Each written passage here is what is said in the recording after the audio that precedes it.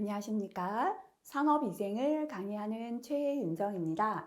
자, 이번 시간부터는 실기 기출 암기형 문제 같이 한번 공부하도록 하겠습니다.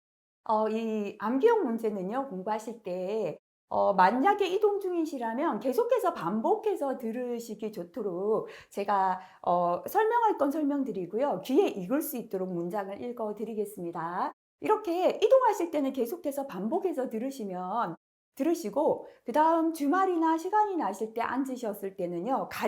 답을 가리시고 들었던 내용 기억하면서 적어 보시면 되겠습니다. 처음부터 문장을 전부 다 암기하겠다. 굉장히 힘들어요. 그래서 항상 암기를 하실 때는 암기형 문제는 가장 질문 많은 게 뭐냐면 그대로 적어야 점수 받습니까?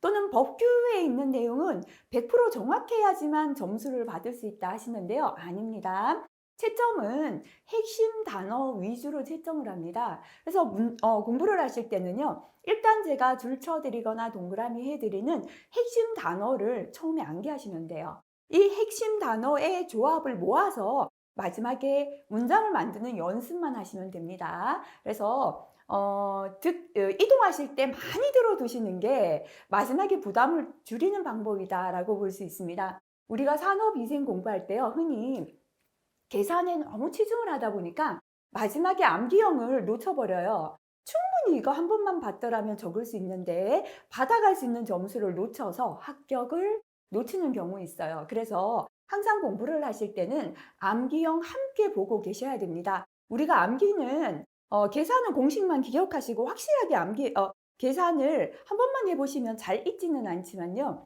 암기는 많은 양을 암기하는 데 시간이 걸린다는 거 꼭 기억하셔야 됩니다. 그래서 필기 합격하시고 실기 들어오시면 이동하실 때 항상 암기형, 그죠? 자꾸 듣고 다니시라고 제가 요거를 강의를 해드리겠습니다. 그리고 들으시고 듣기가 곤란할 때는 핸드북 이용해서 자꾸 보시고요. 그래서 앉아서 1시간, 2시간 공부하실 시간 있으실 때는 암기형은 반드시 손으로 적어서 하는 공부가 똑바른 공부가 됩니다. 말로만 하거나 머리로만 떠올리잖아요. 시험장 가면 머리로는 생각이 맴도는데 막상 손은 적어지지 않거든요. 그래서 마지막엔 항상 적는 공부 함께 하셔야 된다. 요거 잊지 않고 하시면 좋을 것 같습니다. 자, 1과목 한번 같이 해 보도록 하겠습니다. 1번 문제 볼게요. 보실 때 보면은 이게 제가 별표를 해드리는 것도 있지만 특별히 별표를 안 하는 건 기출이 몇 번 되었나 보시면 됩니다. 아무래도 기출이 자주 된 게 확률적으로 높다라고 보셔야 됩니다. 기출은 자주 되지 않았지만 제가 따로 별표를 해드리는 내용은 산업안전에서 중요한 지침이나 법규의 내용, 우리가 꼭 알아야 될 내용이기 때문에요. 최근에 기출이 없더라도 꼭 알고 가자라는 내용은 따로 체크를 해드리도록 하겠습니다. 1번 보도록 하겠습니다. 보기는 미국 산업위생학회의 산업위생의 정의입니다. 네, 괄호에 적합한 용어를 적으시오. 필기서부터 우리 굉장히 많이 나왔습니다. 근로자나 일반 대중에게 질병이나 건강장애와 안녕방해, 심각한 불쾌감 및 능률 저하 등을 초래하는 이렇게 능률 저하 등을 초래하는 작업 환경 요인과 스트레스를 우리 산업위생이라는 건 어디에 나쁜 능률을 저하하는 작업 환경 요인이나 스트레스가 있는지를 미리 예측해 봅니다. 그 다음에 정확하게 측정합니다. 측정했는 값을 노출 기준과 평가합니다. 그래서 노출 기준을 초과했는 거 관리하는 방법, 미만인 거 관리하는 방법이 다르겠죠. 마지막에는 관리합니다. 그죠? 자, 이렇게 작업 환경 요인과 스트레스를 처음에 뭐 한다? 예측하고, 두 번째는 정확하게 측정하고, 측정한 값을 평가하고, 평가에 따라 관리하는 과학과 기술이다. 이렇게 정리할 수 있겠습니다. 2번 넘어가겠습니다. 이 문제는요, 제가 삼각형 딱 해드릴게요. 본인이 보시고, 이게 뭐가 문제냐면, 다음에 제시한 용어를 영문으로 적고 명칭을 한글로 번역하라. 자, 나는 영어를 몰라가지고요. 이거 다 외우는데 너무 많은 시간이 걸려. 그때는 이거 그냥 포기하세요. 항상 공부는 효율적으로 해야 합니다. 내가 시간을 투자해서 점수 받기 쉬운 걸 갖고 가시면 됩니다. 자, 100점 맞아야 합격 아니고요. 60점이면 합격하거든요. 나는 기본 영어가 너무 안 돼 있는데 이거 다 암기하는 거 정말 오래 걸린다. 그죠? 예, 부분 점수만 받아가세요. 예, 이렇게 하면 여기에 점수에 반이 있고 여기 반이 있죠. 나는 이거는 쉽게 할 수 있겠다. 그죠? 그래서 본인이 보시고 나 영어가 되니까 이런 거는 거저 받아갈 수 있는 점수다 하시면 이거 도전하시고 하시면 되겠죠. 그죠? 자, 첫 번째. 예, 영어를 이제 적어 보실 분들은요, 이거는 뭐 영어 철자 암기기 때문에 본인이 하시기 바라고요. 한글로 번역하는 거, 그죠? 이거 같이 하는데요. 자, 뒤에 이거 보면서 같이 한번 해볼게요. 암기법에서 제가 올려놨는데요. 뭐 A가 미국이라는 건 다 아실 거예요, 그죠? A는 미국이고요. G 할 때 G가 예, 이거 정부라는 것도 잘 아시죠? government에서 이건 정부고요. 이거 묶어버리세요. IH입니다. 인더스트리얼 하면 이게 산업이잖아요. 하이지니스트에서 이게 위생이에요. 그래서 IH는 뭐다? 합쳐서 산업위생이다. 이렇게 묶어버리시면 됩니다. 그럼 해설할 때요. 예, 미국 G는 뭐냐면 government 할 때 정부, 산업위생 이제 이것만 기억하세요. C는 컨퍼런스에서 이게 협의회가 됩니다. 그래서 협의회 이렇게 기억하시면 됩니다. 자, A는 또 미국이잖아요. 그죠? IH가 금방 뭐였습니까? 산업위생이었잖아요. 그래서 여기서는 A만, 뒤에 A만 따로 기억하세요. Association에서 요거는 학회였다. 이렇게 기억하시면 AIHA는 미국 산업위생학회. ACGIH는 미국 정부 산업위생 협의회다. 되겠죠? 자, 그 다음에 OSH를 묶어버릴게요. Occupational Safety and Health에서 요거를 합쳐서 산업안전보건이 됩니다. 이게 occupational 요거는 사실은 산업이라기보다는 직업의라는 뜻이 있는데요. 뭐 직업이 산업이나 그죠? 해석할 때 우리 산업으로요. 산업안전보건이다 이렇게 묶어버리시고 나면 A만 남잖아요. 그죠? 여기서 A는 뭐냐면 administration 그래서 무슨 청이 됩니다. 그래서 산업안전보건 청이다 이렇게 되겠죠. 그죠? 자, 그 다음에 NIOSH 볼게요. N은 뭐냐면 national 할 때 L이 빠졌습니다. 예, 국립이 되겠습니다. 자, 그 다음에 OSH가 뭐냐면 좀 전에 했잖아요. 이게 산업안전보건이다 묶어서 기억하라 그랬죠. 그래서 국립 산업안전보건 I만 따로 기억하시면 됩니다. 그죠? 인스티튜트에서 이게 연구원이에요. 그죠? 그래서 국립산업안전보건연구원이다. 기억하시고요. BOHS가 나왔다. 그죠? B는 브리티시 할 때 이거 영국을 뜻합니다. OH가요. Occupational Hygiene 그래가지고 이게 직업의 보건인데 산업위생 이렇게 해석하시고요. OSH까지 붙이면 safety가 들어갔기 때문에 산업안전보건이 되는데 이걸 빼버리면 그냥 산업위생, 산업보건 뭐 해도 되는데 산업위생 그 다음에 이것만 기억하시면 돼요. Society에서 이게 학회다. 그죠? 그래서 영국의 OH는 산업위생, S는 학회. 그죠? 이렇게 해석하시는 거 정도는 꼭 보고 지나가시면 좋겠습니다. 3번 보겠습니다. 산업위생 관련 기관별 사용하는 허용 기준을 적으시오라고 했습니다. 자, 요것도요. 암기가 어려워서 제가 이렇게 한번 해봤는데요. 본인이 쉬운 방법대로 하시면 됩니다.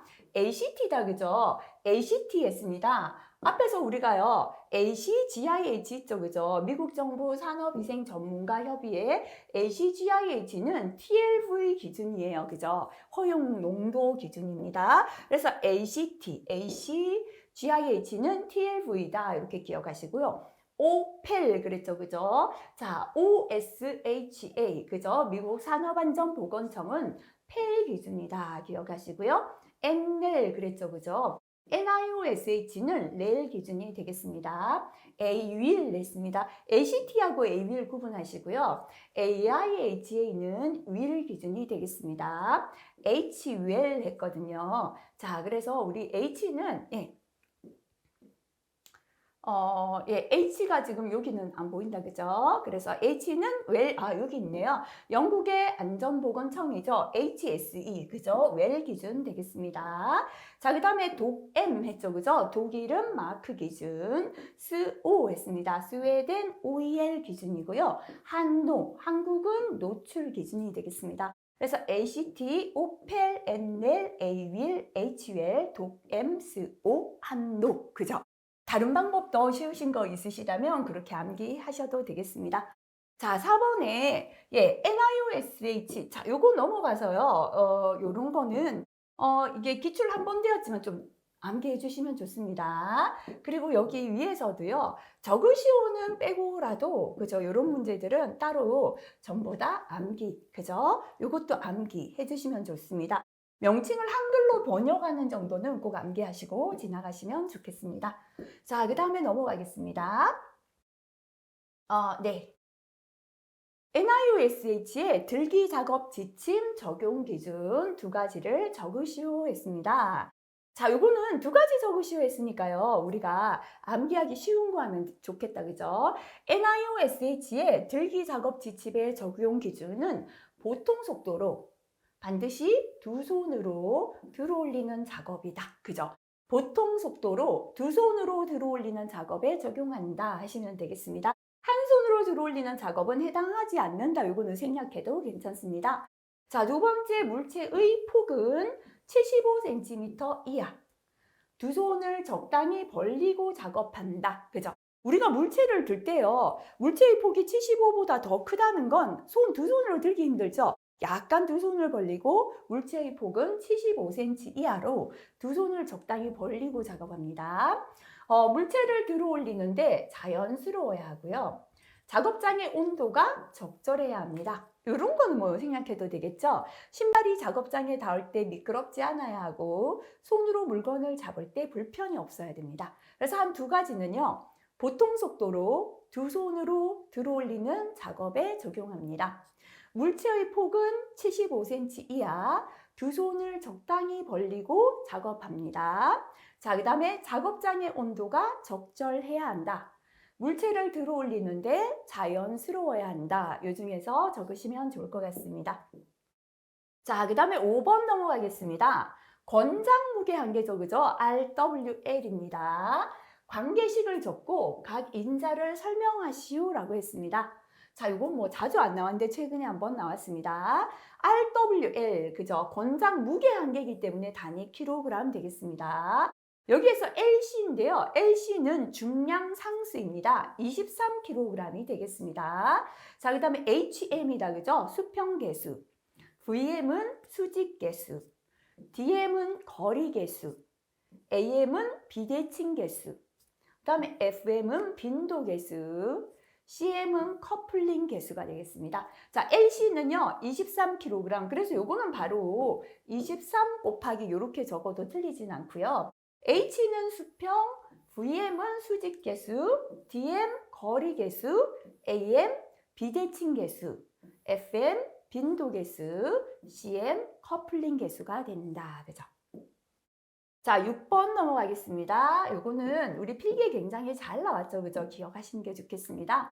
근육 운동에 필요한 에너지원의 대사 과정 중에서 현기성 대사 과정을 순서대로 적으시오 했습니다. 자, 현기성 대사 과정은요, ATP해도 되고요, 아데노신 3인산 둘 중에 하나만 적으셔도 됩니다. ATP, CP, 글리코겐 또는 글루코스 해도 되고요. 글리코겐 또는 포도당, 이게 쉽죠, 그죠? 그래서 기억하실 때 ATP, CP, 글리코겐 또는 포도당 이렇게 하시고요. ATP 대신에 아데노신 3인산, CP 대신에 크레아틴 인산 뭐 이렇게 적으셔도 상관없겠습니다.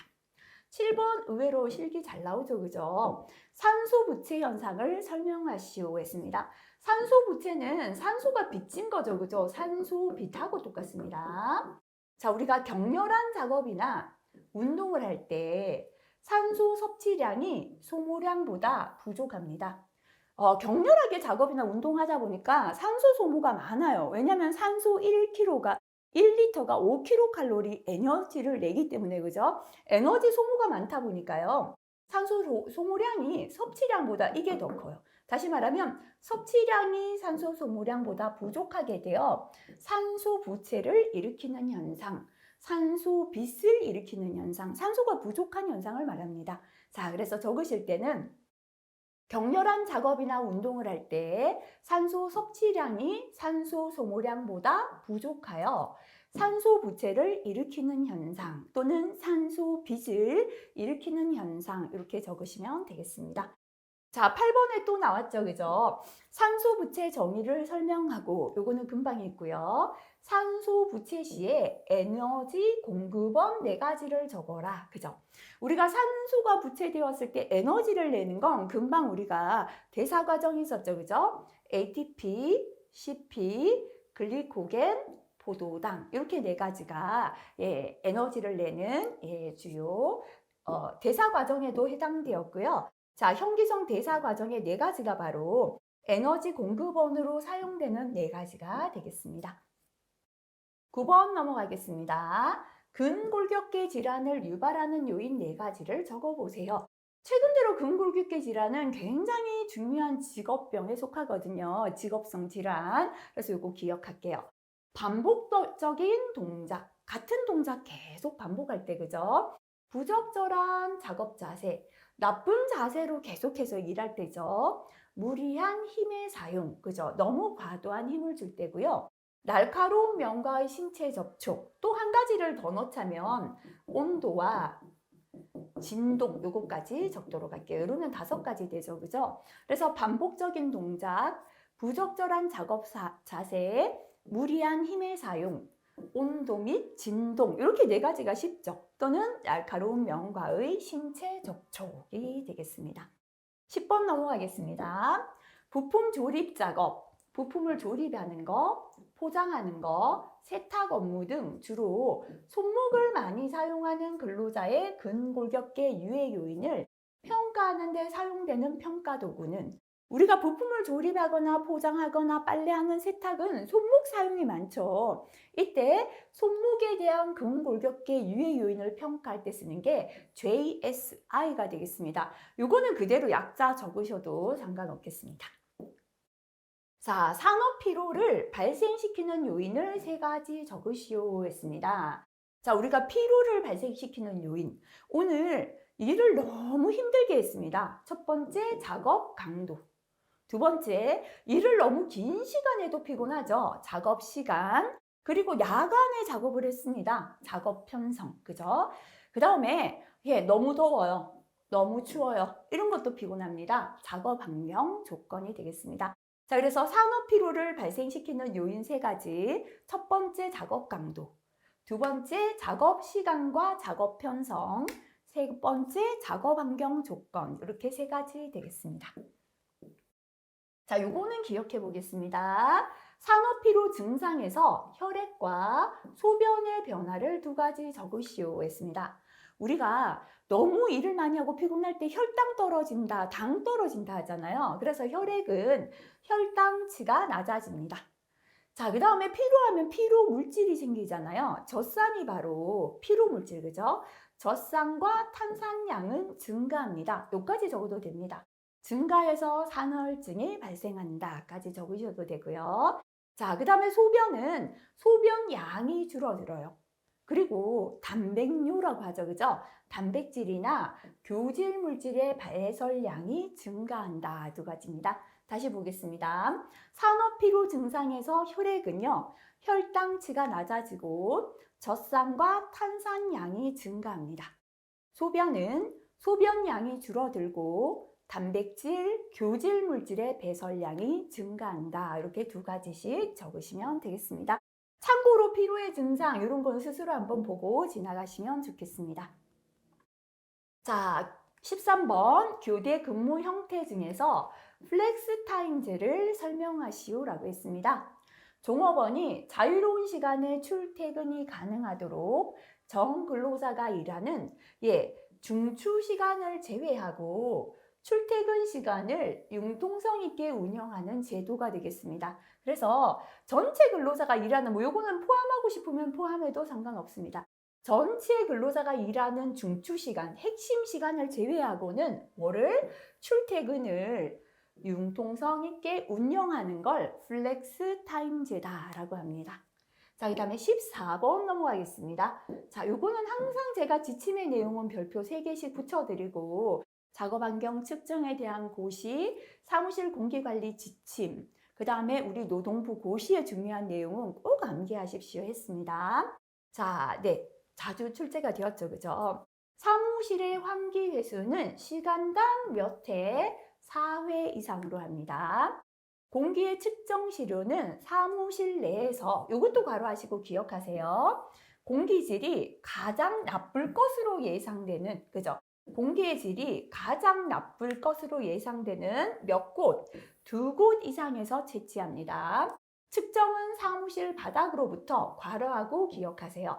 자, 보통은요, 우리가 먼지나 이런 거 공기는 호흡기로 들어가죠. 그래서 높이가 호흡기 높이다 보시면 됩니다. 0.9에서 1.5m 높이에서 실시합니다. 일산화탄소 측정 시 시료 채취 시간은 업무 시작 후 1시간 이내 및 종료 전 1시간 이내에 각각 1 뭐였습니까? 10 이렇게 기억했잖아요. 10분간 측정한다 였습니다. 자, 그래서 요거는요, 금방 나왔던 것만 암기하실 게 아니라 요거 꼭 다시 한번 볼게요. 시료 채취 및 측정 지점 보겠습니다. 공기의 측정 시료는 사무실 안에서 공기의 질이 가장 나쁠 것으로 예상되는 2곳 이상에서 채취하고, 측정은 사무실 바닥면으로부터 0.9m 이상 1.5m 이하 높이에서 실시합니다.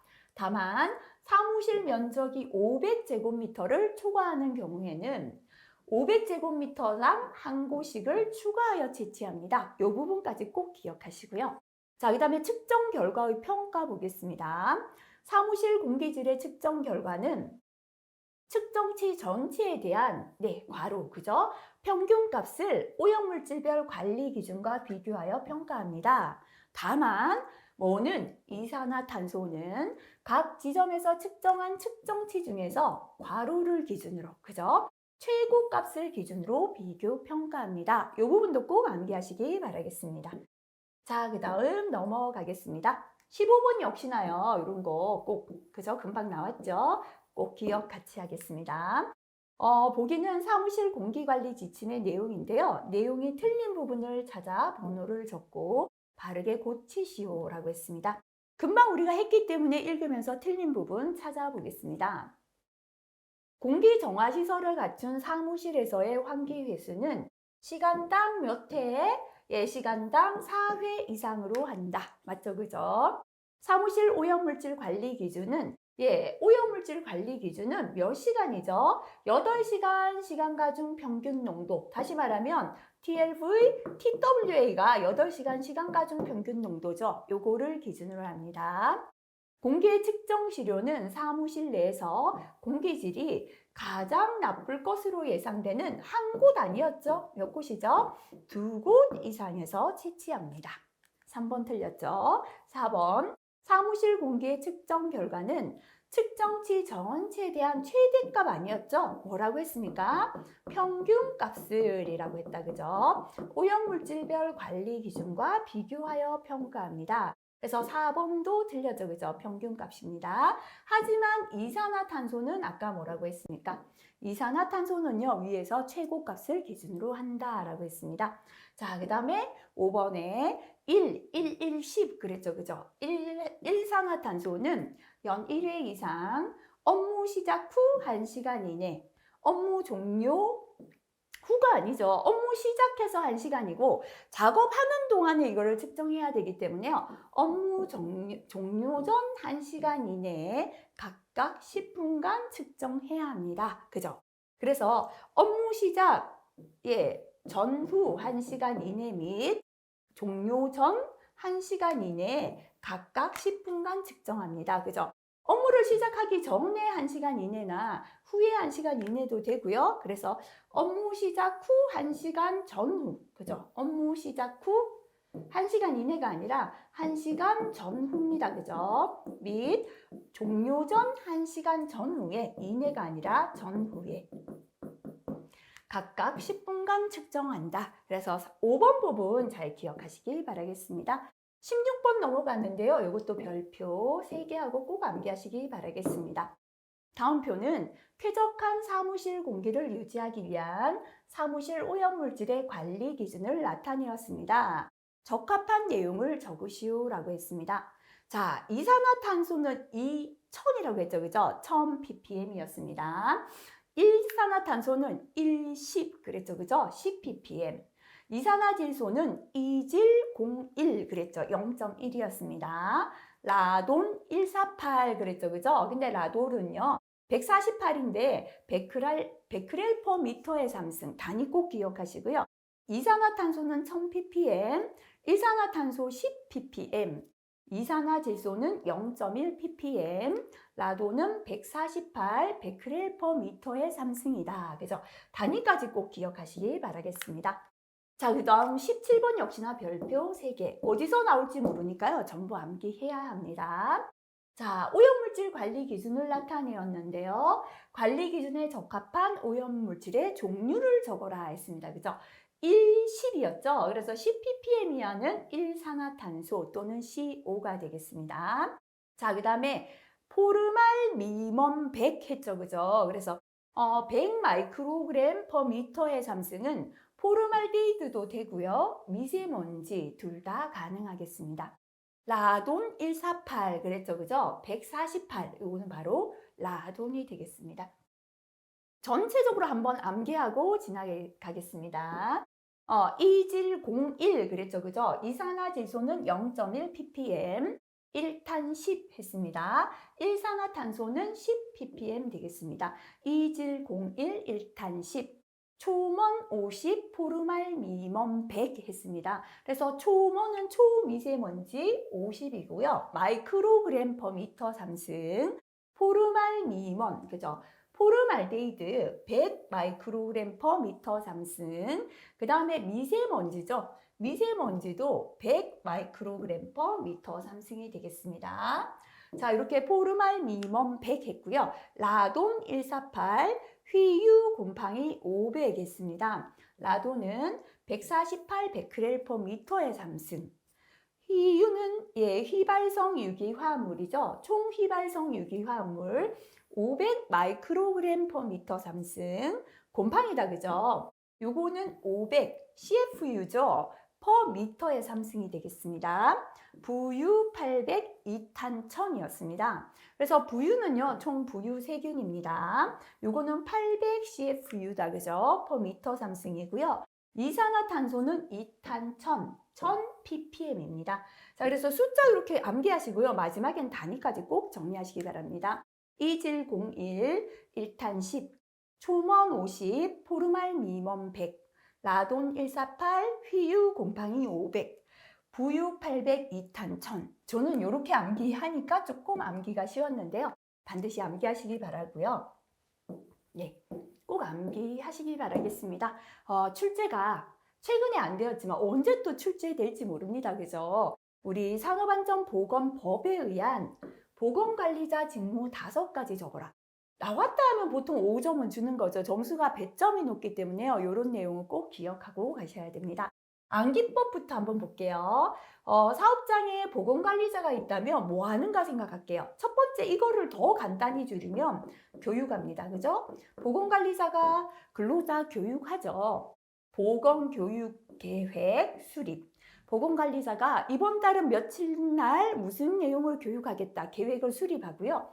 실시합니다. 그죠? 그래서 조금 핵심 단어 넣어서 기억하면 보건교육계획 수립 및 실시. 그죠? 두 번째, 위험성 평가합니다. 그죠? 작업장 어디에 위험이 있는가 평가해야 합니다. 세 번째, 취급하는 물질 이만큼 위험하다. 그죠? 물질안전 보건 자료죠. 그 다음에 전체 사업장 점검하죠. 재해가 나면 2가지입니다. 그죠? 재해가 나면 원인을 조사하고요. 예, 우리 사업장 제의가 총 몇 건 났다 통계냅니다. 묶어서 기억하시고요. 오늘은 어떤 업무를 했다라는 업무 내용을 반드시 기록하게 되어 있어요. 그래서 처음부터 문장이 암기 안 된다 했죠? 이것부터 머리 넣으셔야 됩니다. 그죠? 그럼 하나씩 문장을 한번 만들어 볼게요. 첫 번째 뭐 한다? 교육한다. 그죠? 교육 계획을 본인이 직접 수립해서 실시합니다. 사업장 보건교육 계획의 수립 및 실시에 관한 뒤에 보건교육 요거는 중복되니까 빼버려도 되겠죠? 사업장 보건교육 계획의 수립 및 실시에 관한 뒤에 보좌 및 지도 조언. 안전관리자나 보건관리자 위에는 안전보건관리 책임자가 총 책임지잖아요. 그래서 보건관리자는 보좌하고 지도하고 조언한다. 요거는 공통이다. 뒤에 붙이자 기억하시면 됩니다. 자, 이렇게 교육을 했다면 두 번째 뭐 해야 되죠? 위험성 평가해야 됩니다. 위험성 평가에 관한 공통, 보좌 및 지도 조언. 그 다음에 이 물질은 이렇게 위험하다 근로자에게 알려야죠. 물질안전 보건 자료, 개시 또는 비치에 관한 보좌 및 지도 조언. 그 다음에 사업장을 점검해야죠. 그죠? 사업장 점검, 순회는 빼도 됩니다. 점검하다가 잘못된 건 이렇게 하세요라고 지도합니다. 조치한다라고만 하면 틀려요. 조치한다는 건요. 저기 국소배기 장치 팬이 고장났죠? 내가 고치는 게 조치예요. 조치 건의다. 그죠? 자, 저기 팬이 고장났으니까 고쳐주십시오라고 위에 안전보건관리 책임자에게 건의할 수 있습니다. 그래서 사업장 순회 점검 지도 및 조치의 건의. 자, 재해가 발생되면 원인 조사하고 통계 낸다 했습니다. 줄일게요. 재해, 원인 조사 및 재발 방지를 위한 공통이죠. 그죠? 기술적 보좌 및 지도 조언. 그 다음에 몇 건 났다. 재해 통계 분석을 위한 공통이죠. 보좌 및 지도 조언. 그 다음에 내가 오늘 어떤 업무를 했다라는 걸 반드시 기록해야 합니다. 업무 수행 내용의 기록, 유지. 그죠? 요 중에서 본인이 편한 간 5가지 기억하시면 되겠습니다. 자, 그 다음, 참고 전체 내용이죠. 그죠? 그래서 제가 적어드렸던 내용 말고 본인이 암기하기 편한 거 암기하셔도 상관없겠습니다. 18번 금방 했고요. 19번 넘어가겠습니다. 자, 신노를 사용하고 있는 작업장이지만 기록일지에는 신노 유해성과 배출량이 기록되어 있지 않았습니다. 본인이 보건관리자로 해당 작업장에 처음 출근을 하였다면 가장 먼저 수행해야 할 업무는 무엇인지 3가지를 적어보세요 했습니다. 다시 말하면요. 분명히 작업장은 신노를 쓰고 있는데 작업 일지에는 신노가 얼마나 유해하다, 배출량이 얼마다라는 게 없죠. 그래서 첫 번째는요. 작업장에서 노출 가능한 유해인자가 무엇이며 유해성이 얼마만큼인지 확인해야 됩니다. 그래서 작업장에서 노출 가능한 유해인자 및 유해성 확인, 그죠? 확인부터 하고요. 그 다음에 이러한 유해인자가 현재 얼마나 발생되고 있는지 작업장 유해인자의 농도 측정. 이렇게 농도를 측정했죠. 그러면 우리 작업장의 농도와 우리나라의 노동부 고시 노출 기준이 있죠. 노출 기준과 측정 농도의 비교 3가지가 되겠습니다. 자, 첫 번째는 작업장에서 노출 가능한 유해인자 및 유해성 확인. 두 번째는 작업장 유해인자의 농도 측정. 세 번째는 노출 기준과 측정 농도의 비교 3가지 되겠습니다. 20번 넘어가겠습니다. 요거는 별표 3개. 그죠? 산업안전보건 표지 중에서 특히나 경고 표지가 잘 나오지만 보건과 관련된 이렇게 이 보호구나 안전보건 표지는 보건 쪽에도 관련이 많기 때문에요. 전체 암기하시면 더 좋습니다. 산업안전보건법의 경고 표지입니다. 명칭과 그림을 알맞게 골라 번호를 적으시오 했습니다. 급성 독성 물질이다. 그죠? 해골이 뼈를 물고 있는 거. 그죠? 일단은 요 마름모가 뭔가 하면은요. 화학 물질에 대한 경고 표지가 되겠습니다. 그래서 요거는 급성 독성 물질 경고가 되겠습니다. 호흡기 과민성 물질 경고는 여기에 호흡기 쪽이 이게 퍽 터지는 듯한 그림이죠. 그죠? 호흡기 과민성 물질 경고가 되고요. 자, 그 다음에 부식성 물질 경고는 이물질을 식물에 떨어뜨리니까 식물이 말라 죽어버립니다. 한쪽에는요, 사람 손에 떨어뜨리니까 화상을 입는 그림. 이게 바로 부식성 물질 경고가 되겠습니다. 위험 장소 경고는 삼각형의 느낌표입니다. 그죠? 위험 장소인 걸 느끼고 들어가라. 이렇게 암기하자 그랬습니다. 그래서 요거는 꼭 암기하시기 바라겠습니다. 자, 그 다음에 참고해서 안전보건 표지의 종류 및 형태. 요거는 꼭 한번 봐주시면 좋은데요. 특히나 경고 표지 한번 보겠습니다. 점화원이 있고 불꽃이 있고 불이 붙는 건 점화원에 의해서 불이 붙는 인화성 물질 경고가 되겠습니다. 안에는 산소 원소 기호 O입니다. 산소와 만나서 불이 붙는 건 산화성 물질 경고가 되겠습니다. 자, 이 표지는 폭발성 물질 경고가 되고요. 해골이 뼈를 물고 있는 건 급성 독성 물질 경고죠. 방금 했죠, 그죠? 부식성 물질 경고. 자, 그 다음에 이제 전부 다 이제 마름모는 이제 다 요 위에 게 정보가 한 개 남았죠, 그죠? 가슴이 뻥 터진 듯한 마크인데요. 발암성, 변이원성, 생식독성, 전신독성, 호흡기 과민성 물질 경고. 결국은 몸 안에 들어가서 암을 일으키거나 변이원성은 성질이 변해서 변하는 거고요. 생식독성, 전신독성, 호흡기 과민성 물질, 그죠? 요 경고 표시가 되겠습니다. 이렇게 마름모가 전부 다 화학 물질에 대한 경고고요. 나머지 경고는 삼각형 안에 들어있다, 그죠? 자, 원자력 발전소 폐기물 통해서 볼 수 있죠. 방사성 물질 경고가 되겠습니다. 고압 전기입니다. 특고압이 아니고요. 번개는 고압 전기 경고. 물체가 매달려 있는 매달림 물체 경고. 위에서 물체 떨어지죠? 낙하물 경고. 온도가 위로 올라가는 건 고온. 자, 내려가는 건 저온 경고가 되겠습니다. 사람이 미끄러집니다. 몸 균형 상실 경고. 그 다음에 요거는 레이저 광선 경고가 되고요. 마지막으로 느낌표는 위험 장소 경고가 되겠습니다. 자, 그 다음에 우리 지시표지도 한번 볼게요. 안경이죠. 보안경 착용. 그 다음에 방독 마스크하고 방진 마스크, 요 그림 구분하시기 바라겠습니다. 현재 눈, 코, 입 다 가린 건 방독 마스크 착용, 코, 입만 가린 건 방진 마스크 착용입니다. 얼굴 전체 가린 건 보안면 착용, 머리에 안전모 착용. 요거는 귀덮개 같죠? 이런 거 주의하세요. 귀마개 착용입니다. 그림 보니까 귀덮개 같죠? 시험장 가서 혼돈되기 시작해요. 귀마개였나? 귀덮개였나? 그죠? 귀덮개 착용 없습니다. 귀마개 착용, 안전화 착용, 안전장갑 착용, 안전복 착용. 보호복 아니죠? 안전복 착용. 이런 거 주의하시고요. 안내 표지 보겠습니다. 동그라미 안에 십자는 욕십자 표지입니다. 네모 안에 굵은 십자 응급구호 표지가 되고요. 사람 들어올리는 들것, 눈을 씻는 세안장치, 비상용 기구라고 적혀 있습니다. 비상용 기구. 자, 그 다음에 비상구고요. 좌측 비상구, 우측 비상구. 자, 그 다음에 이거는 이제 산업, 위생 쪽에서는 덜 나왔지만 세 개 한번 볼게요.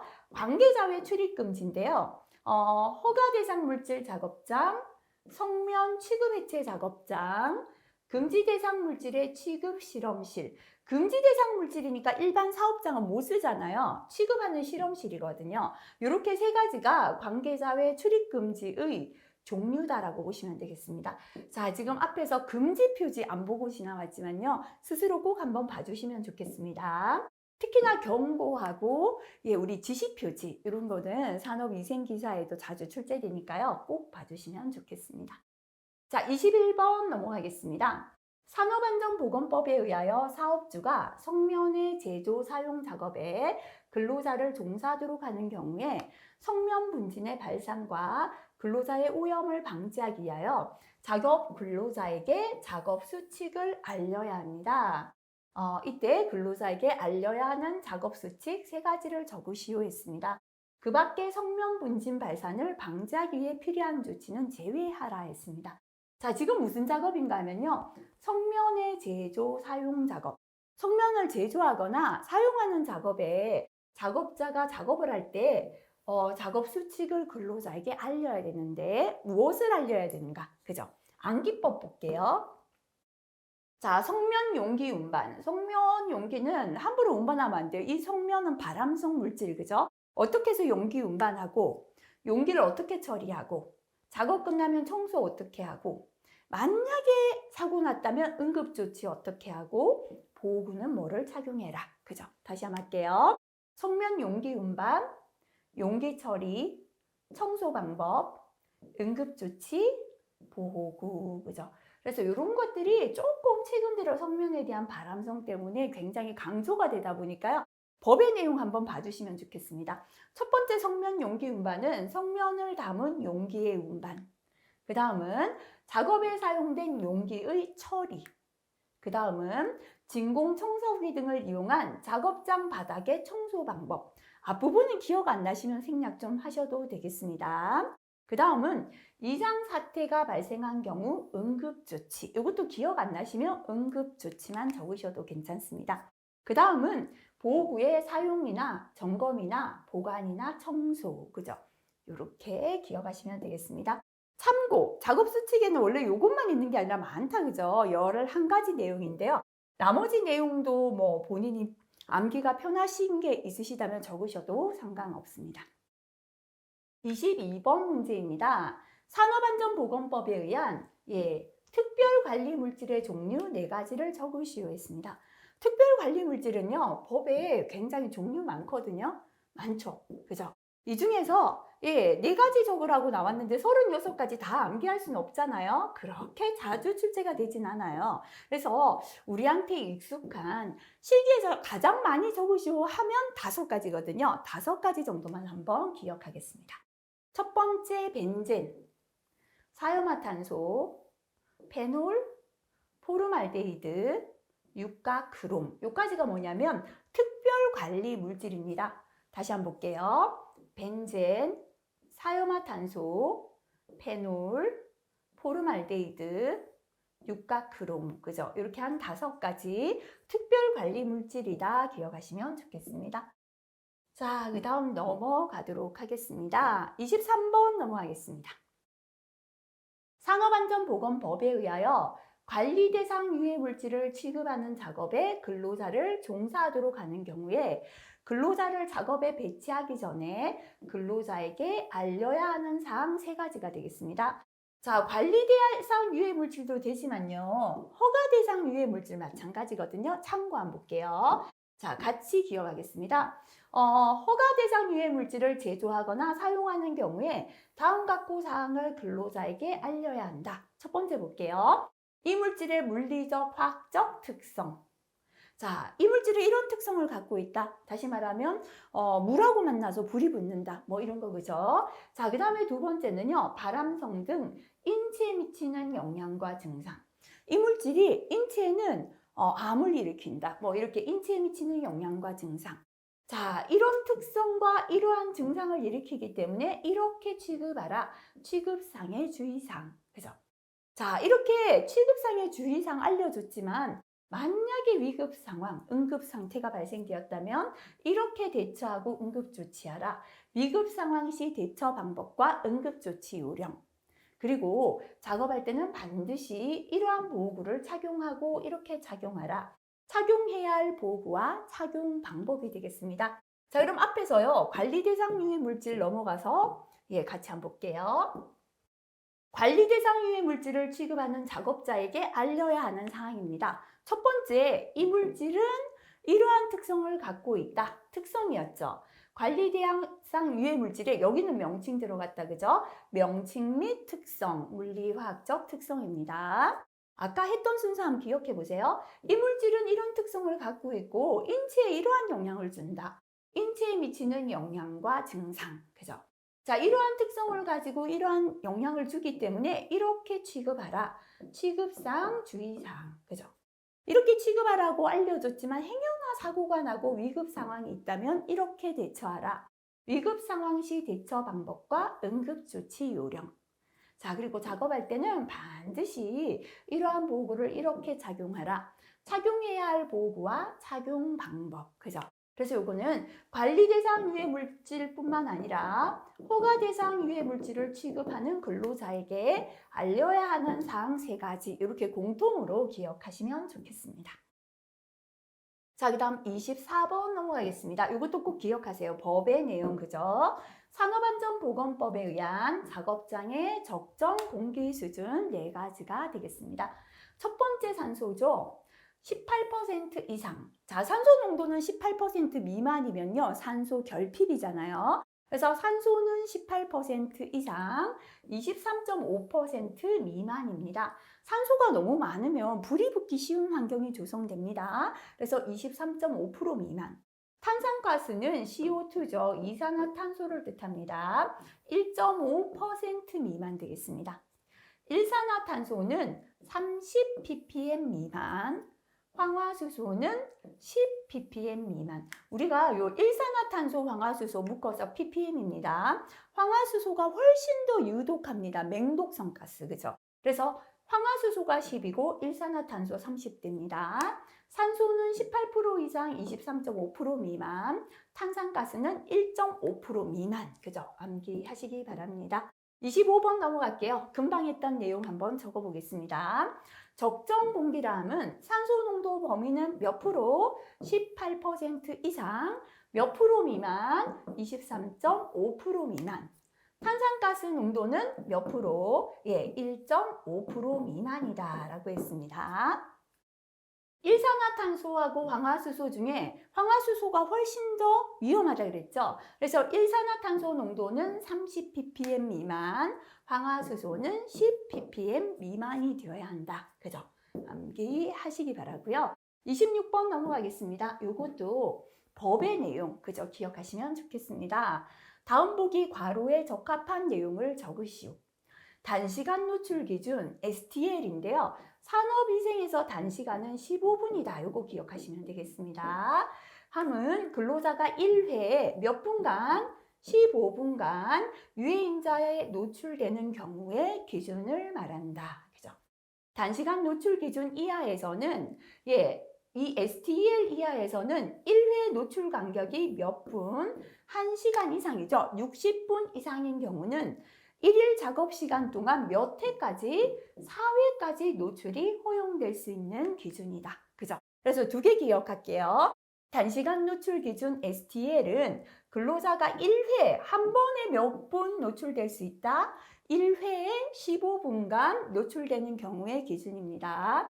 STL 이하에서는 1회 노출 간격이 60분 이상, 그러니까 한 번 노출되고 그 다음 노출이 1시간 이상, 60분 이상일 때는 1일 작업 시간 동안 몇 회까지 노출 가능하다? 4회까지 노출이 가능하다. 그죠? 자, 기억하시고요. 27번 넘어가겠습니다. ACGIH에서는 독성 자료가 부족하여 TLV, STL이 설정되어 있지 않는 물질에 대해서는 TLV, TWA 외에 적절한 단시간 상한치를 적용하고 있습니다.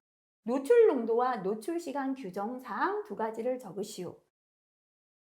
ACGIH에서 15분간 노출될 수 있는 TLV, STL이 설정되어 있지 않은 물질에 대해서는 노출 농도와 노출 시간을 규정해놨다. 그죠? 자, TLV, TWA. TWA는 8시간 동안 노출이 되는 평균 농도잖아요. 이거는 8시간 농도인데 15분 동안 노출될 수 있는 농도 기준이 없단 말이에요. 그때 TWA, 8시간 노출될 수 있는 농도의 3배인 경우, 그러니까 이 8시간 노출 농도보다 농도가 3배 높다. 그죠? 이럴 때는 30분 이하로 노출될 수 있습니다. TLV, TWA 농도의 5배일 때는 잠시라도 노출되어서는 안 된다. 그죠? 이런 것도요, 기준이기 때문에 꼭 기억하시면 좋겠습니다. 엄청 자주 출제되었죠. 이런 거 꼭 암기하고 넘어가야겠습니다. ACGIH, 그죠? 미국 정부 산업위생 전문가 협의회에서 허용 농도 적용 시의 주의사항 5가지를 적으라는 별표 3개입니다. 왜냐면 배점이 높잖아요. 그죠? 그래서 암기법부터 한번 볼게요. 우리 필기에도 굉장히 많이 나왔습니다. 자, 우리가 허용 농도 기준은요. 대기 오염이나 정상 작업 초과에 안 되고 질병 판단에 사용해서 안 된다. 그죠? 대기 오염, 정상 작업 초과, 질병 판단에 사용할 수 없다 했습니다. 그래서 첫 번째, 대기 오염 평가 및 지표에 적용할 수 없습니다. 두 번째는, 자, 이거는 어디까지냐? 8시간 작업하는 기준이잖아요. 그죠? 그래서 24시간 노출이나 정상 작업 시간을 초과한 노출에 대해서는 적용할 수 없습니다. 그 다음에 질병 판단에 사용할 수 없어요. 기존의 질병이나 신체적 조건을 판단하기 위한 척도로 사용할 수 없다. 세 가지. 사용할 수 없는 세 가지. 그죠? 대기 오염, 정상 작업 초과, 질병 판단에 사용할 수 없다. 처음에 이렇게 기억하시고요. 그 다음에 안전과 위험 농도를 구분하고 독성 강도를 비교하는 데 사용할 수 없다. 이 두 가지. 그죠? 안전 농도와 위험 농도를 구분하는 경계선이 아니다. 이것보다 낮다고 해서 무조건 안전하고 이것보다 높다고 해서 무조건 위험하다. 이 경계가 아니다라고 했고요. 독성의 강도를 비교할 수 있는 지표는 아니다. 이 물질보다 이 물질이 높으니까 이 물질보다 이게 무조건 독성이 높다. 이걸 비교할 수 없습니다. 그래서 비교할 수 없는 건 안전 농도, 위험 농도 구분할 수 없고 독성 강도를 비교하는 데 사용할 수 없습니다. 그리고 반드시 산업보건 전문가에 의해서 적용해야 합니다. 그죠? 반드시 산업보건 전문가에 의하여 적용되어야 한다. 설명 요구는 제외해도 되겠습니다. 또는 작업 조건이 다른 나라에서 그대로 사용할 수 없다 넣어도 되겠습니다. 자, 그래서 다시 한번 볼게요. 대기 오염 평가에 적용할 수 없습니다. 정상 작업 시간을 초과한 노출에 적용할 수 없습니다. 기존의 질병이나 신체적 조건을 판단하기 위한 척도로 사용될 수 없습니다. 안전 농도와 위험 농도를 구분하는 경계선이 아니다. 독성의 강도를 비교할 수 있는 지표는 아니다. 반드시 산업보건 전문가에 의하여 적용되어야 한다. 이렇게 5가지 기억하시면 되겠습니다. 자, 작업 시간이 8시간을 초과하는 비정상적인 작업의 경우 허용 농도 보정을 해야 합니다. 그러나 OSHA에서는 보정을 생략할 수 있는 경우를 제시하고 있습니다. OSHA에 의한 보정을 생략할 수 있는 경우 3가지입니다. 그죠? 자, 보정이 필요 없는 거예요. 천정값으로 되어 있는 것. 다시 말하면 천정값은 꼭대기죠. 잠시라도 노출되어서 아니 되는 기준이에요. 8시간 작업하는데 더 이상 노출되면 안 돼요. 근데 10시간 작업한다고 해서 이거를 더 높이 할 수 없죠. 그래서 8시간을 초과하면 원래 10시간 작업했는 걸로 보정해야 되는데 보정이 필요 없는 건 8시간 자체가 천정값으로 되어 있는 노출 기준. 잠시도 8시간에도 노출 안 되면 안 되는 기준인데 그걸 10시간 기준으로 해도 마찬가지니까 보정 필요 없습니다. 가벼운 자극을 유발하는 물질에 대한 노출 기준. 이 물질은 중독을 일으키지 않아요. 자극만 줍니다. 그래서 8시간이나 10시간이나 20시간 있어도 중독을 야기하지 않기 때문에 8시간보다 더 초과되었다고 해서 보정할 필요 없다. 그죠? 세 번째는 기술적으로 타당성이 없는 노출 기준. 8시간 노출 기준 자체가 타당성이 없는데 타당성이 없는 기준을 10시간으로 보정해봤자 타당성 없다. 그죠? 그래서 OSHA에 의해서 보정을 생략할 수 있는 경우 3가지. 첫 번째는 제일 꼭대기값, 천정값으로 되어 있는 노출 기준. 두 번째는 중독을 일으키지 않는 가벼운 자극을 유발하는 물질에 대한 노출 기준. 세 번째는 기술적으로 타당성이 없는 노출 기준 3가지가 되겠습니다. 30번 넘어갈게요. 이것도 좀 기억하시면 좋겠습니다. 우리나라 화학물질의 노출 기준입니다. 우리나라 노출 기준에서 피부 표시를 해야 하는 물질의 특성, 그죠? 필기에 자주 나왔죠? 스킨 표시를 해야 되는 건 손이나 팔에 의한 흡수가, 손이나 팔은 피부에 의한 흡수잖아요. 몸 전체 흡수에 지대한 영향을 주는 물질. 우리가 손이나 팔에 의해서 피부로 흡수되었는 게 몸 안에까지 영향을 줘요. 이런 물질이고요. 반복하여 피부에 도포했을 때, 피부에 발랐을 때 전신 작용을 일으키는 물질. 세 번째, 급성 독성 물질 실험 결과 피부 흡수에 의한 치사량이 비교적 낮은 물질. 급성 동물 실험, 그죠? 동물에 의한 실험을 했는데 동물 피부에 흡수를 했더니 조금만 흡수했는데도 치사량, 동물이 죽었다는 겁니다. 그죠? 이렇게 급성 동물 실험 결과 피부 흡수에 의한 치사량이 비교적 낮은 물질. 옥타놀 물 분배 계수가 높아 피부 흡수가 용이한 물질. 자, 그 다음에 피부 흡수가 전신작용에 중요한 역할을 하는 물질. 세 가지니까요. 손이나 팔에 의한 흡수가 몸 전체 흡수에 지대한 영향을 주는 물질. 반복하여 피부에 도포했을 때 전신작용을 일으키는 물질. 이게 쉬울 것 같습니다. 피부 흡수가 전신작용에 중요한 역할을 하는 물질 정도 기억하시면 되겠습니다. 발암물질 구분은요, 별표 3개. 그래서, IARC 뿐만 아니라, 밑에 있죠, 그죠? ACGIH 하고요, 우리나라 기준까지도 꼭 암기하시면 좋겠습니다. 일단, 국제암연구위원회, IARC의 발암물질 구분, 그죠? 자, 암기법 볼게요. 암연구해서, 암연구위원회입니다. 발암 추가하고, 미분류 물질은 비발암 추정, 그죠? 암 연구해서 발암 추가하고 미분류 물질은 비발암 추정하겠습니다. 그래서 암 연구에서는요, 국제암연구위원회입니다. 발암 추가하고 했거든요. 그룹 1은 인체 발암성 물질. 발암 추가하고 그랬죠. 그룹 2A입니다. 그죠? 인체 발암성 추정 물질, 추가 추정입니다. 그 다음에 그룹 2B는 인체 발암성 가능 물질. 일단요, 1은 뭐냐면 발암성 있는 거예요. 2는 뭐냐면 추정이나 가능한 거죠. 근데 추정이 더 높으니까 2A고 가능한 건 2B가 되겠습니다. 그 다음에 미분류 물질은 했죠. 그룹 3는 인체 발암성 미분류 물질이고요. 비발암 추정. 그룹 4는 인체 비발암성 추정 물질 이렇게 되겠습니다. 자, 그래서 인체 발암성 물질은 인간 발암성에 대한 충분한 증거가 있는 물질입니다. 인체 발암성 추정 물질은 인간 발암성에는 제한된 증거, 동물 실험에서는 충분한 증거가 있는 물질이고요. 인체 발암성 가능 물질은 인간 발암은 증거가 제한 증거고요. 동물 실험도 불충분한 증거. 인간에 대한 충분한 증거, 인간에 대해서 제한된 증거, 동물은 충분한 증거.